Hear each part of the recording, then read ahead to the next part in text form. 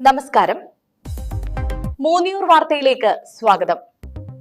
തിരൂരങ്ങാടി നഗരസഭയിലെ റോഡ് പ്രവൃത്തികളിൽ വ്യാപക ക്രമക്കേടെന്ന് ആക്ഷേപം. നടപടി ആവശ്യപ്പെട്ടുകൊണ്ട് ജില്ലാ വിജിലൻസ് സമിതിക്ക് പരാതി. തിരൂരങ്ങാടി നഗരസഭ പരിധിയിൽ അടുത്തിടെ നിർമ്മാണം പൂർത്തിയാക്കിയ നിരവധി പൊതുമരാമത്ത് റോഡുകൾ ഗുണനിലവാരക്കുറവ് മൂലം തകർന്നതായി ആരോപിച്ച് മനുഷ്യാവകാശ വിവരാവകാശ പ്രവർത്തകൻ അബ്ദുൾ റഹീം പൂക്കത്ത് മലപ്പുറം ജില്ലാ വിജിലൻസ് സമിതി മുമ്പാകെ പരാതി നൽകി. നഗരസഭ പരിധിയിലെ പൊതുമരാമത്ത് പ്രവർത്തികളിൽ ഡിഫക്ട് ലയബിലിറ്റി പീരിയഡ് പൊതുജനങ്ങൾക്ക് കാണുന്ന രീതിയിൽ പ്രസിദ്ധീകരിക്കണമെന്നാവശ്യപ്പെട്ട് നേരത്തെ ജില്ലാ വിജിലൻസ് സമിതിക്ക് പരാതി നൽകിയിരുന്നു.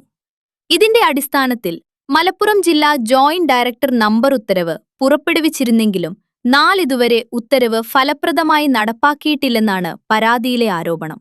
ഉത്തരവ് പാലിക്കാത്തതിന്റെ ഭാഗമായി കരിപ്പറമ്പ് അരിപ്പാറ റോഡ് ഉൾപ്പെടെയുള്ള റോഡുകൾ DLP കാലയളവിൽ തന്നെ തകർന്നതായും തുടർന്ന് നടത്തിയ പരിശോധനയിൽ നിരവധി റോഡുകൾ തകർന്നതായി ഇന്റേണൽ വിജിലൻസ് റിപ്പോർട്ട് പ്രകാരം റിപ്പോർട്ട് ചെയ്തിട്ടുണ്ടെന്നും പരാതിയിൽ ചൂണ്ടിക്കാട്ടുന്നു.